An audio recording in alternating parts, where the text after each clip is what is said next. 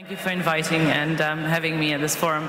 I'd like to start by, je voudrais remercier Sa Majesté Mohamed VI. I would like to thank His Majesty Mohammed VI for giving me this opportunity to come here and to thank us for the opportunity. Words to encourage us African women entrepreneurs.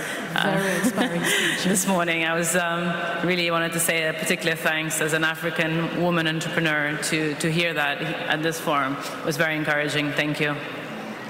So to answer your question about walkie-talkies. About these talkie-walkies that you started off your business with. That was really intriguing for me. When I started working back in the 1990s, late 1980s, communications in Africa was still at a very incipient stage. So we had some fixed lines. Most cities in Africa would have maybe 100,000, a couple of 100,000 fixed lines and no more. So if you were doing a business and you needed to communicate with your staff, for example, in our case, we had a logistics business where we had trucks that had to be on time on deliveries. Communications was definitely impossible. So walkie-talkies were a must, and that's how it started, by setting up a walkie-talkie company that then evolved to becoming a cellular network. How did it evolve? What were the different steps that you took? Well, the whole climate, the market in Africa, if we look at the past 2 decades, has improved dramatically. So the improvement of the marketplace, the opportunities for private entrepreneurs to invest in the marketplace became more and more apparent in the 1990s. Also, technology globally was evolving. Many of the mobile operators were set up in the 1990s, even in Europe. So we mirrored a little bit the same experience that was going on in Europe and in America and elsewhere, and transposed it into Angola specifically to solve an issue that we had, which is how do we communicate and how do we improve the business environment. And what would you say are the main challenges that the telecom industry in Africa is facing today? Well, I think there's no doubt that we all agree that mobiles in Africa are a huge success story. We go to forums and other places and everybody says, wow, it's amazing, you know, everybody in Africa has a mobile phone, they're all talking. So the challenge today is what happens? How do we think beyond mobile? What is the next step? And for me, the next step is definitely connectivity in broadband and seeing how do we deploy high-quality fiber around Africa to support mobile communications and just to support business in general. That is one of the big things we're lacking. Yes, it is, and we are currently involved in a partnership with Google to launch a underwater, a sea cable, an optical fiber sea cable that will connect Africa to Brazil and Brazil to America. It's currently under construction. This is underway?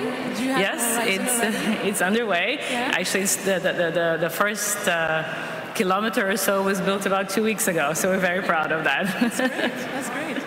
Let's talk about perhaps a totally different thing now. You are a woman, obviously, everybody would have noticed, and a very attractive woman at that.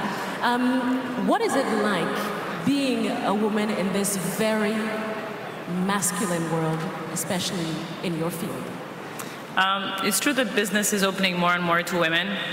Women are naturally entrepreneurs. When we go across Africa and if we go to our markets, it's women selling. But not only in the markets, even if we go to shops or services, catering, we see a lot of women involved. So now it's a question about us reaching the next stage, more complex businesses that require structuring that sometimes is not available to women, like financial structuring. So that's our big challenge now as women. Being managers is also one of our big challenges, don't you think? Yes, absolutely. Well, from my background, I come from Angola. We have to say that Angola has conducted a very equal policy regarding education. So we have a strong commitment from our government to educate women as well as men. Also, in our government today, about a third of the government is represented by women in very strong posts. All of these are role models and key figures for other young girls in Angola and obviously across Africa. Oh, since we're talking about education, I've noticed that more and more highly qualified Africans, even those that have been educated abroad, and I think that's not your case, but even those are returning home to start businesses. Why do you think this is happening now?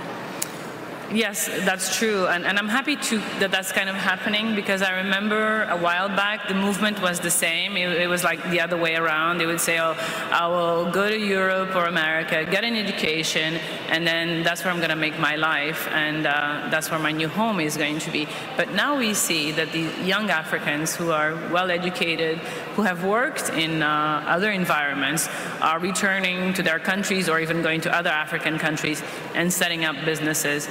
I find that key, and the main reason is because they have know-how, they have been exposed to other economies, to other ways of working, and they have a lot to bring back. It's also a very positive thing because it shows us that the African economic environment and the African marketplace is actually really attractive. Well, it's attractive, but it's still rather scary, especially for foreign investors. Why do you think we still have this bad image around us? Well, let's say we're the newcomer. Everybody else has already been there. I mean, Southeast Asia has done it. South America, people know a bit more. Central America. And we're kind of the newcomers. So it takes time for people to know more how it works, to figure out how things work. A lot of these issues can be a lot of these obstacles can be overcome if the partnerships are established at a business level. Because obviously when you have a strong local partner that has already a performing business with a solid balance sheet, he has proven in his environment, he has the experience, and that could be your perfect guide, your partnership to entering Africa and perhaps to avoid some of these old cliches, like you say. Now, you invest in telecoms, in banking, in retail. Would you call yourself a serial entrepreneur? And if so, why? Why the frenzy? Well, what drives the investment strategy in our group is really creating jobs and opportunities and development for our country and our region. This is the main reason. Even if your business is small, because it's not about the size, it has to be performing, which means your business has to be sustainable. You have to put something forward that makes sense to you, but also to others. And that sense has to come from facts like your revenue. So you have to have a sustainable business. Once you have that, then going out there, speaking to people, proving your case, getting them interested, getting them to understand what you're doing is extremely key. And obviously having a very good team, because it's very, very difficult to do it alone. So you have to do something that you like, that you love. More than that, something that you just have to think about all the time. That's what you should do. Okay. Thank you very much, Isabel dos Santos, for answering our questions. Thank you.